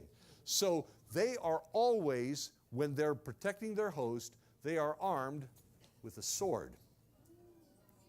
Now, you say, they didn't have swords at the Last Supper. Have you read Luke 22 recently? The very end of the chapter, one of the disciples steps forward and says, look, Master, here are 2 swords. Now, we can only guess at one of them. Peter definitely had a sword, but that was not Peter. And this person traditionally would have come every time bearing a sword with them, because it was a very honorable thing for that person to do, to be chosen as the bodyguard. And besides, guys like swords. So this person has a sword with them, and they're there to protect the host. Now, who is this person? That's a very, very important question. And the interesting thing is, and I love this, he tells us in the Bible. You see, if I'm the bodyguard and I'm reclining here, I'm watching the door, we're having the feast, and behind me is the host. That's Jesus. And I want to talk to him. How do I do it? So Jesus, I'm not going to roll around on the floor like an idiot, okay? I'm going to disrupt the table and everything else. If I want to talk to Jesus, all I have to do is lean back. And when I do, my head falls right into the middle of his chest. I tilt my head up, he tilts his head down, and we have a conversation. This is the disciple who leaned on Jesus' chest. He tells us twice in his gospel, the Gospel of John. This is John. Now you say, that's weird. No, it's not. Personal space in the Middle East is very, very close. It's common for Arab men, especially in the Middle East, to walk around holding hands, not because they're gay, because they're friends. This is what they do. If you ever go to the Middle East and you talk to an Arab or any native in the Middle East who's lived there for generations, when they, if you talk to me afterwards, we'll have a conversation, you're going to be about that far away. No more social distancing, okay? You're this far away. And we talk and we have a great conversation. You go to Jerusalem and you talk to some of the Arabs in the quarters there, and they're here. And I back up and they move up. And I back up and they move up like they have to smell you in order to talk with you. Personal space is close. And so for a man to lay his head on another man's chest, nothing to it. But it is very intimate, because if John's head is laying on Jesus' chest, he can hear his heart beating. Isn't that interesting? And it gets even better, because the person to Jesus' left, this is the right hand of Jesus, the left hand of Jesus, Jesus would speak to this person by leaning on their chest. On whose chest does he lean? The guest of honor. You are the guest of honor. At any triclinium table, third person on the left wing of the table. 1, 2, 3, guest of honor. 1, 2, 3, guest of honor. 1, 2, put your hand up. 3, guest of honor. 1, 2, 3, 1, 2, 3, and 1, 2, 3, guest of honor. And so you are a very important person. You were picked by Jesus to sit there because he wants to bestow the greatest honors on you of the entire evening. Isn't that great? You're Judas Iscariot.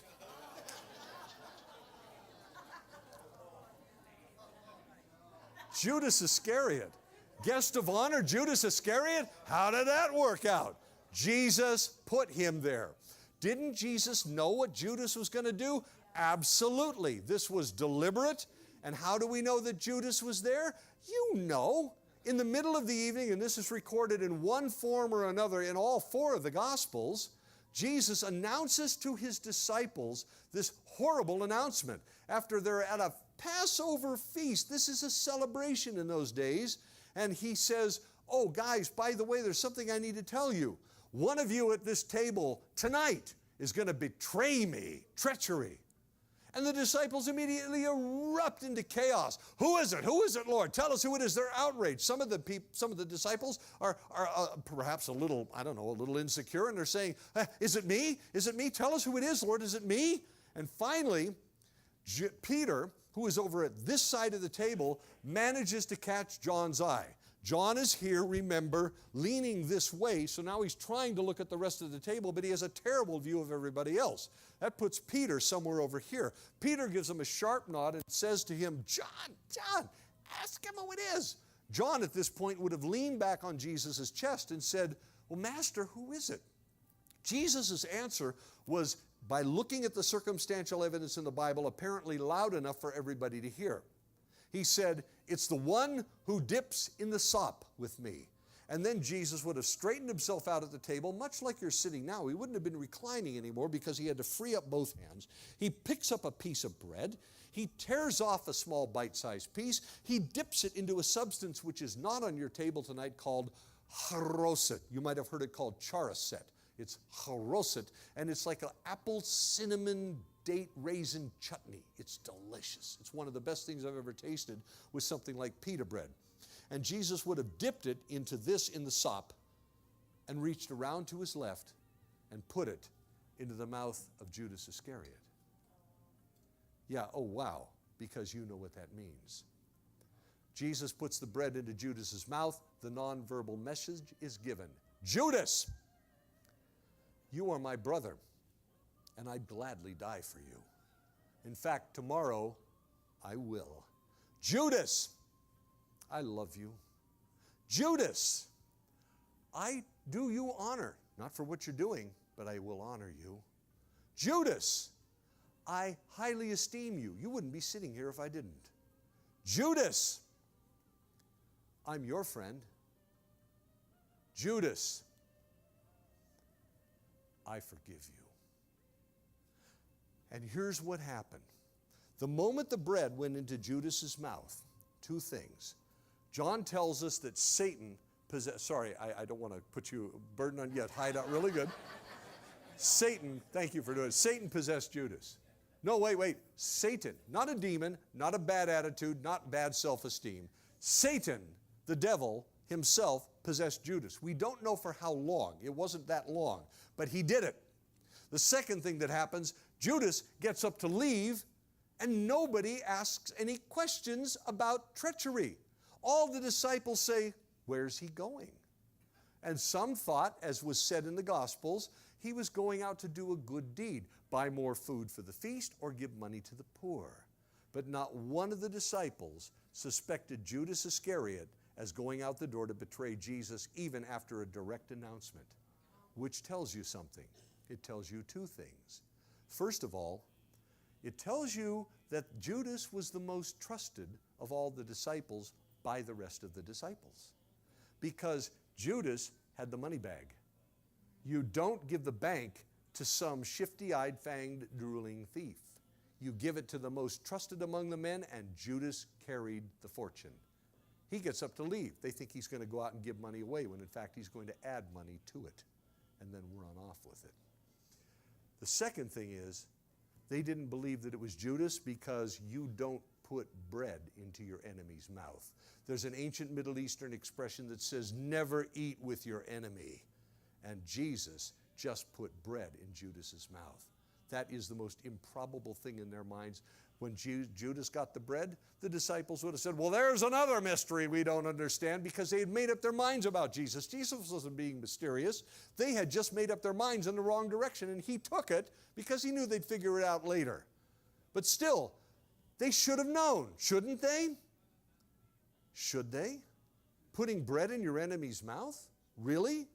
Yeah, I think they should have. Now, I'm not mad at the disciples, and I'm not mocking them, because I wouldn't have done any better than they did that night. But I have to tell you a quick story. Probably close to 3 years before this happened, that night with the bread in Judas's mouth, the disciples were with Jesus somewhere in the area of Perea, we think, which is the flatlands east of the Jordan River, south of the Sea of Galilee, which means he wasn't at the north edge of the Sea of Galilee in Capernaum. That's where the Sermon on the Mount took place. Luke chapter 6 has a different sermon. That sounds like the Sermon on the Mount, but it's in a different location, so it is a different message. And in that sermon, Jesus says to his disciples that which every pastor wished they could do. The perfect three-point sermon that takes less than 30 seconds for his congregation to hear, and it shakes the world. I talk for an hour every Sunday. We're doing this tonight. I'll talk for 2 hours tonight. Jesus did it in 30 seconds, and let me tell you what he said. He said to his disciples, "You who hear me." In other words, are you listening? Do you hear me? Are you paying attention? Listen up, he says. And then he said something that knocked them on their ear. He said, love your enemies. That's not a Middle Eastern moray. You got an enemy, you get back at your enemies. He says, love your enemies. Now, here's the thing. How do you love your enemy? Well, every one of us in this room have had enemies at one time or another. And as a Christian, you may even be dealing with this right now. And perhaps most Christians in America, you might fall into this category where you are praying, God, help me to love my enemy. And what you're asking for is God to instill in you a marvelous feeling towards your enemy that's supernatural so that you don't hate them anymore. And in fact, you love them like Jesus loved you. That's a very good thing. And you may know this, but in the Bible there are 4 words for love. There is storge, family love, the way a mother loves a child, a brother loves a sister. It's family love. It's very natural. There's eros, which is, it's physical love. We get the word erotic from it. There is also phileo, which is friendship love, we say, but there's a better word for it in English, fondness. I'm very fond of you. Well, that's a great word. And then there is God's love, which is called agape. And what is agape? We see unconditional love. That's what agape is. You know, something that's too abstract. What does that really mean?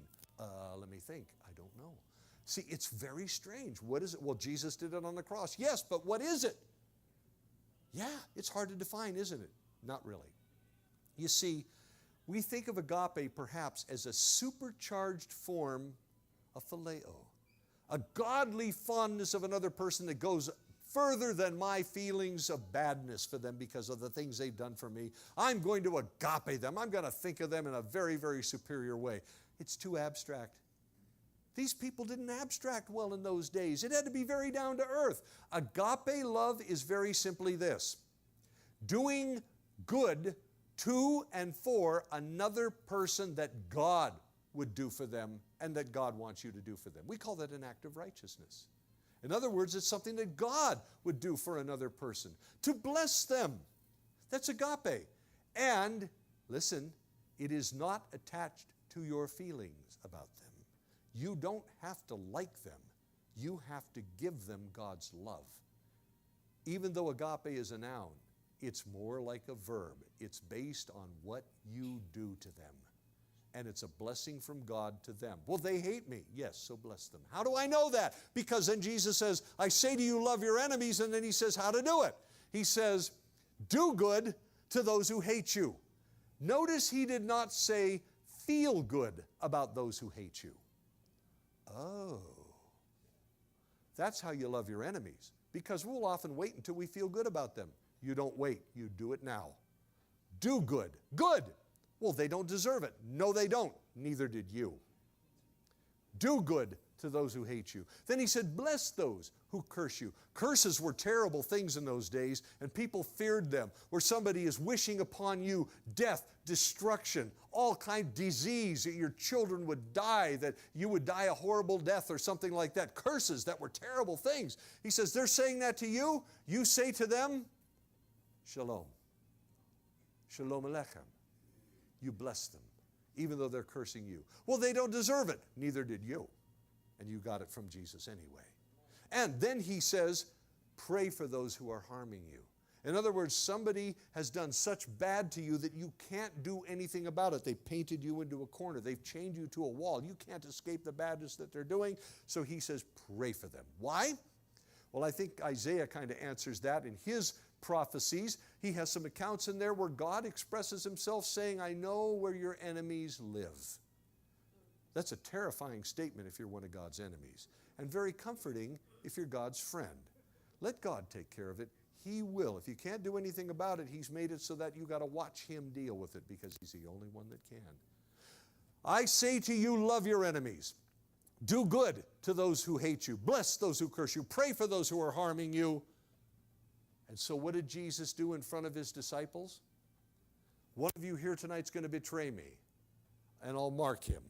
And He picks up a piece of bread, and He tears it off, and He dips it, and He puts it into Judas Iscariot's mouth. And doing so, He did exactly what He preached, but they didn't remember.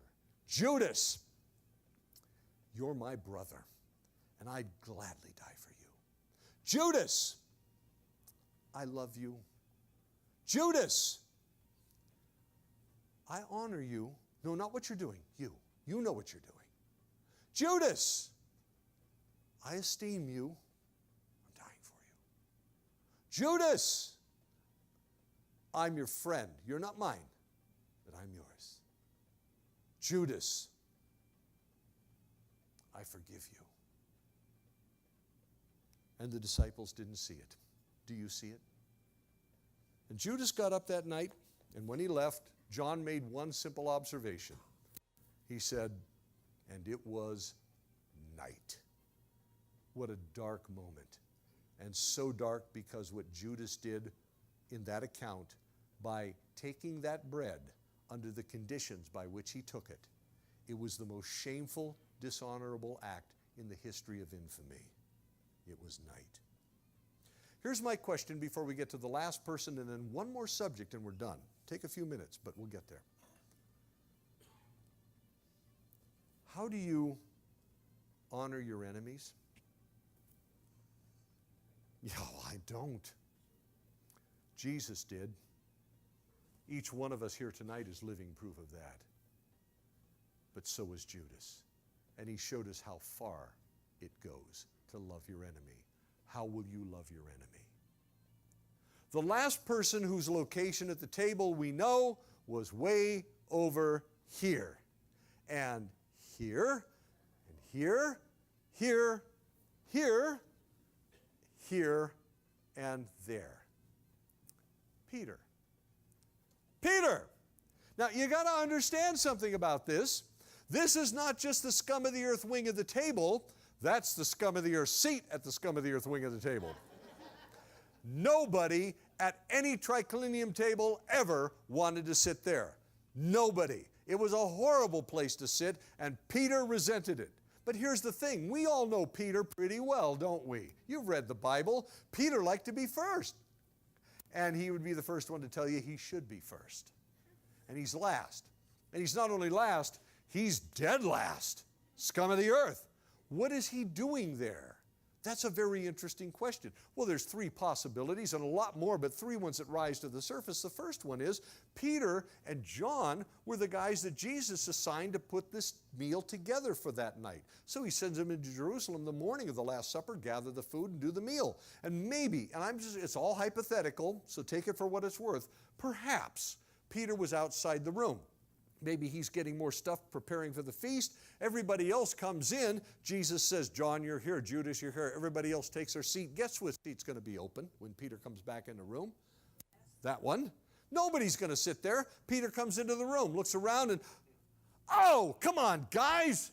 I can't sit there. Somebody move. Make space for me. Come on. No, Peter, sit down. Now, wait a minute. Look, I'm Peter. I'm the rock. I walked on water. Yes, Peter, and you sank too. Sit down.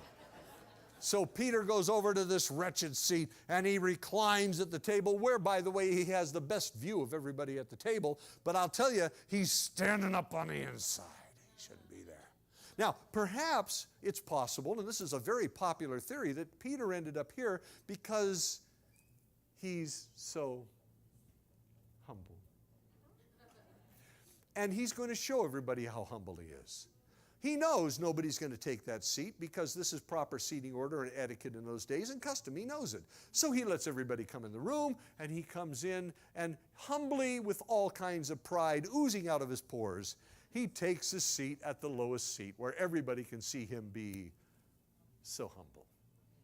And as he reclines, He waits, knowing the master will look over at him and say, oh, Peter, you're so humble. Judas, take a hike. Peter, come up here and be my guest of honor. Jesus never does that. In fact, as far as we know, Jesus never even acknowledged Peter being here. And Peter waits, and he waits, and he waits. And why isn't the master moving me? Can't he see how humble I am? And Peter is now standing up on the inside with resentment. I sat at this place, and nobody's recognizing my humility. Maybe, and this is my favorite theory, and I'll get back to this. We have to come back around to it. But I think Jesus told him to sit here. Now, if you disagree, it's okay. It's what I think, and I'll tell you why in a little bit, because it's really important. I think when Peter came into the room, Jesus said, John, you're here. Judas, you're here. Oh, by the way, Peter, you're over there. What? No, Peter, over there. But Master, Peter, sit there. But sit! Why does the master hate me? Why does he want me to sit here? What did I do wrong this time? And he sits down at that horrible seat, but he's standing up on the inside and he's full of confusion and perhaps even resentment. Why am I here? Now, this brings up a whole bunch of questions. How do we know he was there, and why didn't he want to be there? And here's the scenario. John 13, I told you we'd get back there. John 13 begins with a statement that John makes where Jesus now, it's in the Last Supper, it's probably later in the evening, Jesus now demonstrates to his disciples, and that means to us too, but these guys especially, the full extent of his love. No, not a little bit of it, not a type of it. Here's the whole thing. You want to see what Jesus' love looks like? Watch this. And then what Jesus did was he got up from the table. Now, I got to show you something. You see these? Tell me what they're used for. Exactly. Now, at any great feast, if there was no assigned foot-washing servant or slave in the room, at any great feast, these objects were conveniently placed right here. And that person, by default, because of their seating arrangement, became the foot washer. And a certain length into the evening, possibly late into the evening, everybody's feet is still unwashed. Because I'm no foot washer. You want somebody to wash your feet? You do it yourselves, but I'm not going to be a foot washer. I shouldn't even be sitting here. So Jesus gets up from the table at some point in the evening, and even though it doesn't give us these details, tradition, custom, things that are written down all over the place, this information is everywhere, that Jesus would have had to have come over here, where at this point he strips himself down to his loincloth. He's in his underwear, basically. I'm not mocking. I'm saying this is what he did. He takes a large linen towel and he wraps it around his waist. By the way, the fact that he did that tells you that there was nobody else in the room but his men, because he wouldn't have done it in front of women or children. So he wraps this large linen towel around his waist, and this becomes his clothing. And then he picks up the pitcher and the basin, and he would have gone back over to this side of the room. Everybody's feet are out behind him. He doesn't have to crawl under a table or under a chair. They're out behind them by the wall. And he begins washing John's dirty feet. Peter is horrified because the master is doing this. And then he washes, well, we're going back in time a minute here. Judas hasn't left yet.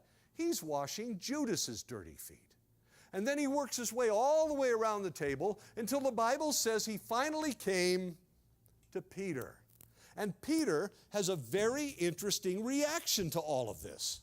He says, are you going to wash my feet too? Jesus says these words. Now, I'm going to say this sentence, and you're going to say, so what? In a few minutes, it's going to mean everything to you. But you're not going to see how, because what Jesus said to Peter at this point was, Peter, you don't realize what I'm doing right now, but later you'll understand. It doesn't exactly rot your socks off, does it? It will. Peter, you don't realize what I'm doing right now. Later you'll understand. And then Peter has his famous reaction. No, Lord, you'll never wash my feet. I don't think those were words of humility. I think they were words of horror. And here's why. 6 months before this night, way up in the northern finger of Israel, there's a place called Caesarea Philippi. Jesus gathered his disciples together there, and he asked them some questions. And the last question he asked was this. He said to the people there, to the disciples, "Who do you say that I am?" And Peter, filled with the Holy Spirit, steps forward and he says, "You're the Messiah. You're the Son of the living God." Jesus gets really excited. He said, "Peter, no man told you that. My Father just told you that. Way to go, Peter." And he's excited and he's happy about it because Peter said Jesus is the Messiah, like the Savior, God wrapped in human skin. This is him. This is it. And Peter didn't even know what he was saying at the time, but he understood. He just said something from God to identify Jesus, and now the Son of God, the Son of the living God, the Messiah, the real Messiah, he's here, is going around the table and washing people's feet. And it should have been him. The greatest man that he has ever met and ever will meet. And sublime because he's the Son of the living God and the real, honest to goodness Messiah, God said so, is washing people's feet. And I was supposed to do it, and now he wants to wash my feet? No! You'll never wash my feet. You can see the horror in it, right? Then Jesus said this to Peter. "Peter, if I don't wash your feet, you can't have any part with me." Peter loved Jesus. "Give me a bath, wash my head, my hands, all of me." And it's almost like Jesus had to calm him down. "No, Peter, just your feet. I just need to wash your feet."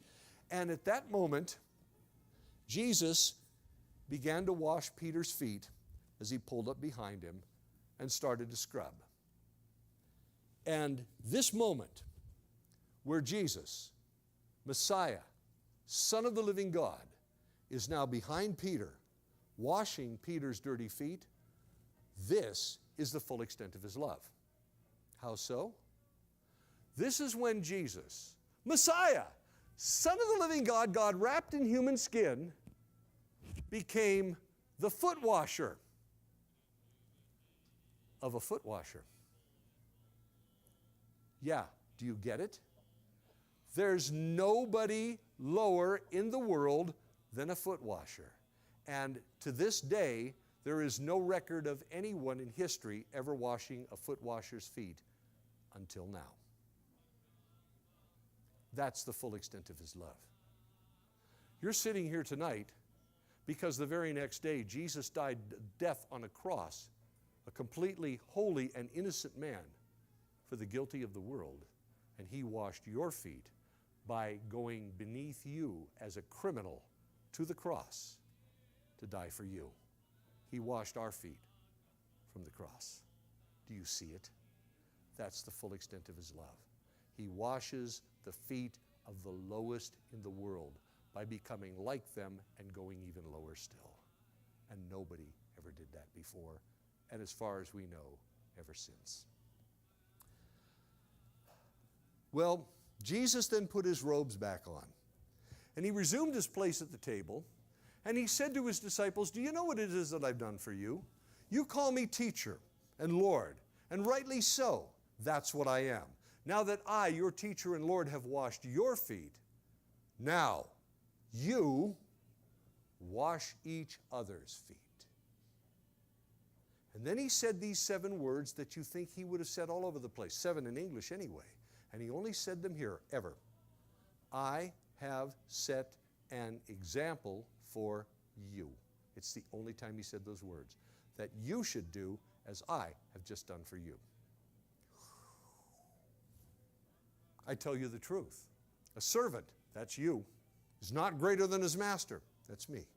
And the messenger, well, that's you, is not greater than the one who sent him. That's me. Now that you know these things, you will be, humiliated if you do them. No. Now that you know these things, you will be, just embarrassed and inconvenienced if you do them. No. Now that you know these things, you will be blessed if you do them. God will bless you if you do that. Do what? Wash each other's feet. Worst job in the world, humblest, lowest person in the world now do it to each other. Here's the question, how do you do that? And I suppose, like any pastor might want to try, let's do a foot washing service. Do you realize, I've learned this as a pastor early on, you can never announce it if you do one? You know why? Everybody shows up with the cleanest feet you've ever seen because they know they're going to be washing your feet. You don't want to have anybody smell your feet. It's going to be clean. Maybe you can tackle somebody coming to church with your own foot washing stuff and dash the shoes on their feet and scrub their feet because, well, at least, I don't know if they're dirty or not. It might qualify as washing feet. That's all ceremonial. This is real. And perhaps to wash somebody's feet is a little bit more than that. Perhaps maybe you should come into church and walk down this aisle maybe 2 or 3 minutes before starting. Turn around and look at the last row of the church. This happens at my church once in a while. Somebody comes into the church who sits in the back row because they don't want to be seen in the front row, because they know about themselves well enough. They're not wearing nice clothes. Maybe they're missing teeth. Maybe they are homeless, hurting. Maybe they are not well kept. Maybe they don't speak articulately. They're not educated. Maybe they smell bad, and I'm not joking. And you see this person, and you go to the back of the church, and you sit down beside them, and you say, how can I pray for you today? I want to pray for you. How can I pray for you? I want to do it right now. And let them pour their hearts out to you. You know what you've just done? You've washed their feet. Or perhaps finding somebody who is just destitute and just messed up, and going to them and sitting down beside them, whether it's at McDonald's or whether it's in church or someplace else, and saying, can I buy you a meal? I want to hear your story. Would you be willing to tell me your story? And you know what it's like when somebody comes up and says, will you tell me about yourself? That person to you is a brilliant conversationalist, aren't they? Because they're not bragging to you about themselves. And you've just taken that person and you've given them more value than yourself and your own time. And it could be that or a billion other things. But it all boils down to getting below people that are low and lifting them higher than yourself by whatever means God would bless with goodness. That's how you wash somebody else's feet. Now I want to circle back to something and then we finish up with one last thing.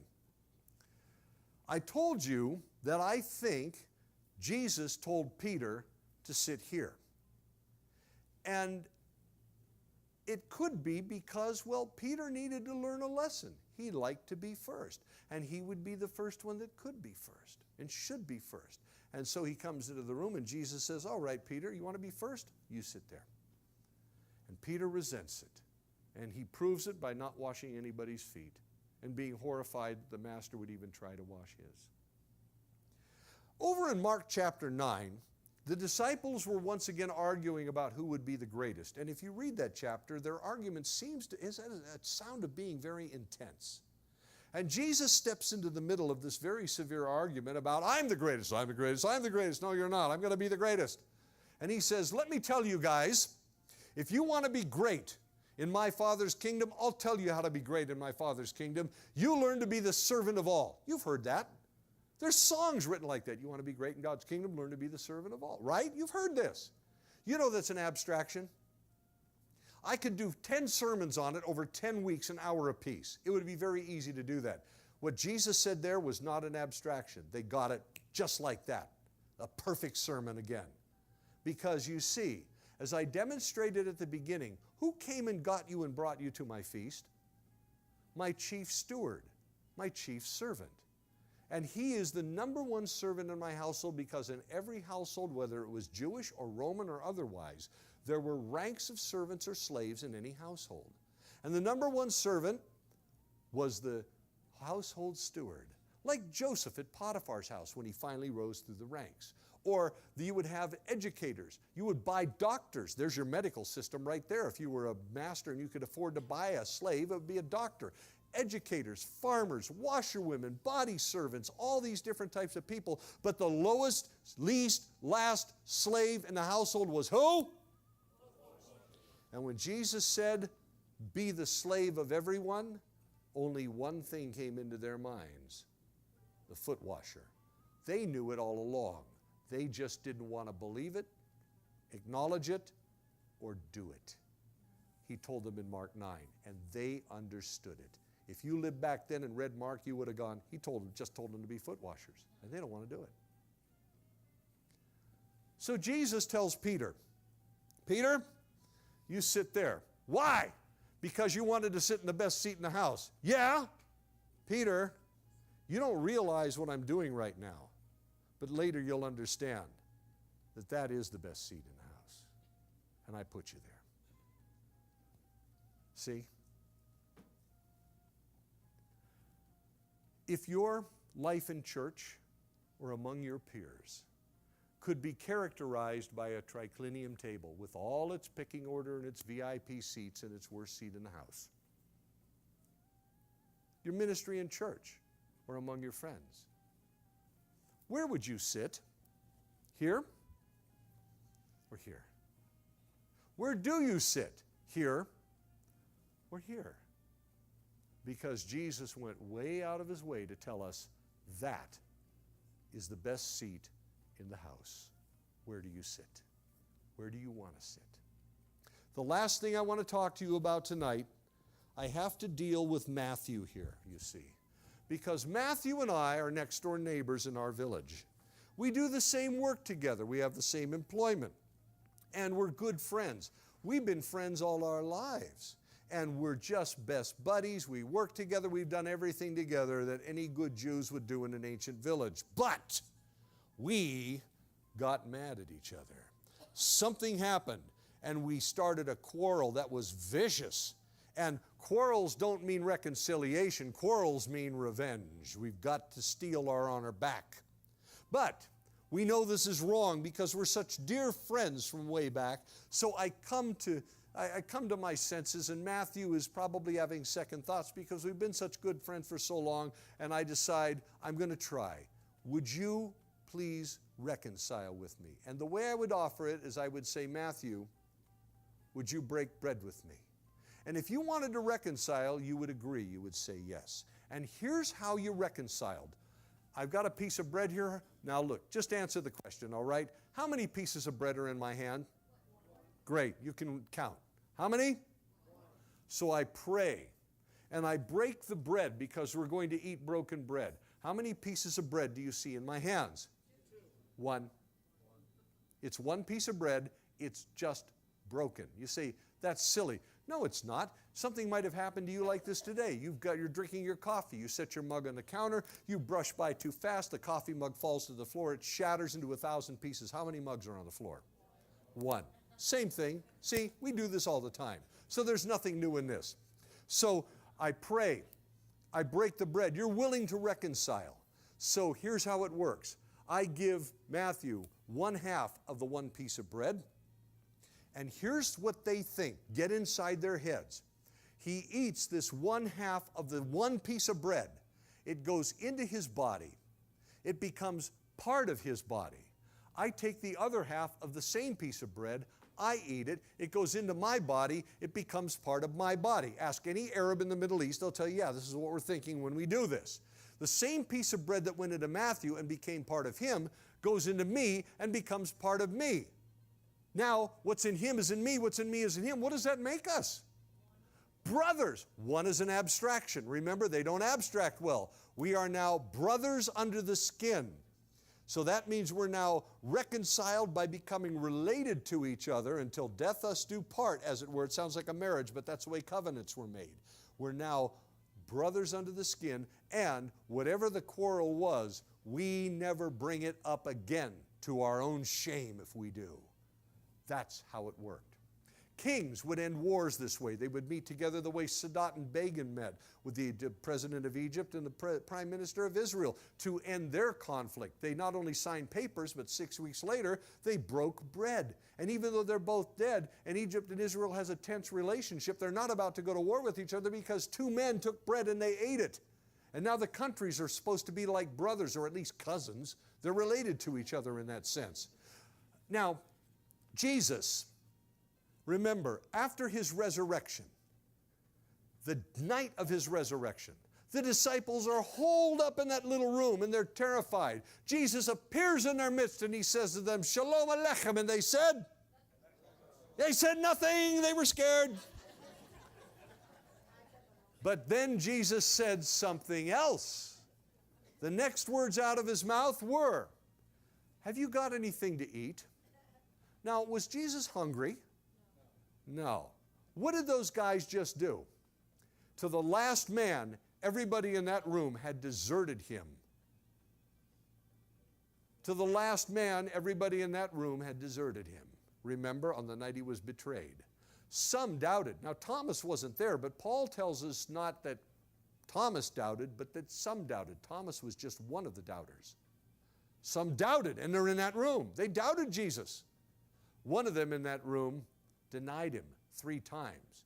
And to his shame, he inadvertently denied Jesus right to his face. Peter. What did Jesus do with those deserters? He ate with them.